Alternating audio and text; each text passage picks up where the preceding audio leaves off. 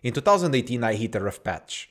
After 2.5 years as a SecOps analyst, I was severely burned out, and I lost my passion for the field, the entire field of cybersecurity. At the same time, I wanted to pivot to another area, threat research and reverse engineering. And if you are curious how that looks like, check the video linked in the description. Unfortunately, I could not find a job in that field in Dublin, and fully remote options were not an option for me because I had limited experience. It suffices to say that my motivation and morale were spiraling down rapidly. Eventually, the universe was kind enough to offer me a chance as a threat research lead for Cisco in Prague. However, there was a problem. The salary was substantially lower and the taxes weren't forgiving. Financially, the move was not sound, and so I had to come up with a longer-term plan to justify my decision. At some point, you may face a choice like this, and today I'm going to discuss 3 reasons why you should consider taking a pay cut. I have previously recorded another video called Should I Quit My Job, which partially overlaps with this topic. However, in this video, I will delve deeper into some of the ideas I shared before. So roll the intro. The first reason is it is the end of the line for you. Now let's talk percentages, folks. At the beginning of your career, being promoted is 10% luck, 20% skill, 15% concentrated power of will, 5% pleasure, 50% pain, and 100% reason to remember the name. Now, of course, this is a lie because there isn't a single verse mentioning that you have to play golf with your manager. Now, jokes aside, being promoted at the beginning of your career is a 80 to 20% proportion of technical to soft skills. Office politics are never optional, but at the beginning, you can get away with being a hardcore nerd and still moving up the ranks, as long as you don't step on the wrong people in the process. As you move up the ladder to leadership positions, you cannot ignore soft skills. And once you hit executive positions, it is all about strategy and soft skills. And there are 3 reasons for this. The first reason is that as you move up the ladder, there are less open positions and the process becomes much more selective. It is true that the number of applicants also decreases because of the nature of chain of command, but at that point you are contending with another issue, which is higher level positions require you to be much more mature and capable of leading.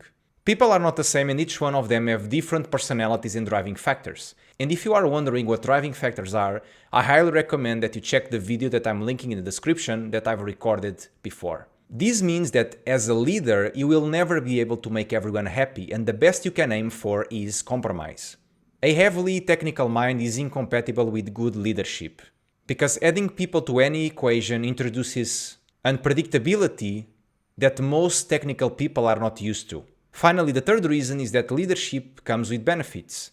You can delegate much more, which means most of the technical tasks that you used to concern yourself with can now be done by someone else. This means that your technical skills become less and less relevant. And the great thing about this is that you can then focus on bigger goals and plans.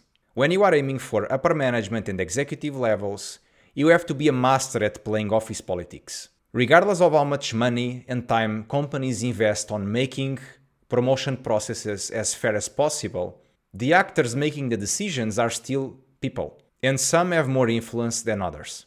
Not everyone likes to play this game, as at this point, fairness becomes a utopian and quite relative concept. Under these circumstances, it's not a bad idea to take a pay cut and move to another company, where there is the possibility to make more money in the long term without playing favorites. There isn't a cross-company standard to decide what makes someone a junior or a senior, and many people have realized that once they switch from a startup to a Fortune 500 company, they go from manager to senior. However, it may be the case that once the person hits the level of manager in the new company, their salary will be much higher than the one on the previous company.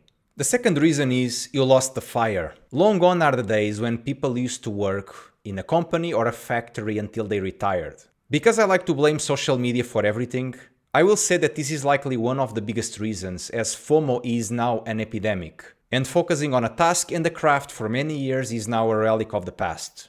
Losing passion for your career is a factor that you must always bear in mind, and I can say that I have lost passion many times in the past. When this happens, a potential choice is changing fields, but that comes with a large cost. A pay cut. When you switch fields, it's quite likely that you don't have the skills and a professional experience to back up your intentions. Companies tend to value professional experience because it vouches for your skills. If company A believes that you are a cloud security engineer, chances are you are a cloud security engineer, and company B will also believe so. Taking a pay cut may not be the smartest move depending on your current area and how important money is for you. If you reach the point in your life where money is no longer important and you want to go back to passion, just go for it. If, on the other hand, you believe that in the long term you are going to reach the same salary or even surpass it, I highly recommend that you research salary bands for your current area and others before taking the leap. I believe that you can make a lot of money in any area that you choose if you are good enough and you are willing to make sacrifices. For instance, becoming a consultant with a higher rate but a less stable income. Third and final reason, the grass is greener somewhere else. When I met my now ex-girlfriend, she was a beauty consultant at Prague's airport. Her work life was absolutely miserable. Long shifts, waking up at 4 a.m., terrible work conditions, and no prospects of career progression. While she was walking outside at 5 a.m. under the blizzard, I was still in bed with a few more hours of sleep to go and no requirement to leave my house that day. Given her situation, I pushed her and helped her with job hunting, and eventually she landed an office job, which years later turned into a management position with the possibility of working remotely. At the time, the offer that she received was slightly lower than the one that she had at the airport. And unsurprisingly, she second-guessed. But because I can be quite persuasive, she chose to take the role, and now she has a much better life.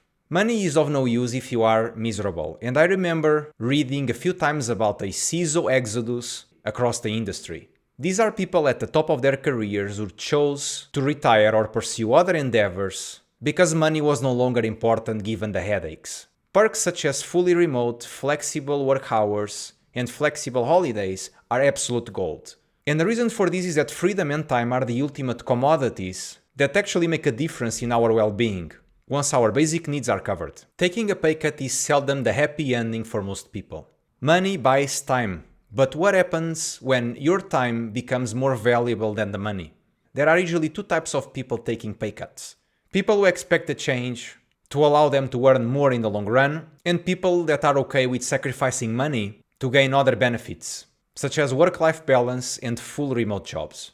Social media influencers lead us to believe that you are a formula or a 1K course away from becoming rich, but money comes with sacrifices: time, mental health, family, and relationships. At the end of the day, the most important aspects of your career are knowledge, skills, and well-being. The first two bring the money, while the third keeps you in the long game. Now think about it this way. Would you rather make 100k per year and burn out after 5 years, or make 50k a year and burn out after 15? It's a pretty easy choice. If you are hell-bent on switching careers, stay tuned for my video on this topic, so you can make the change with minimal damage to your CV and paycheck. Until next time, stay safe, stay paranoid.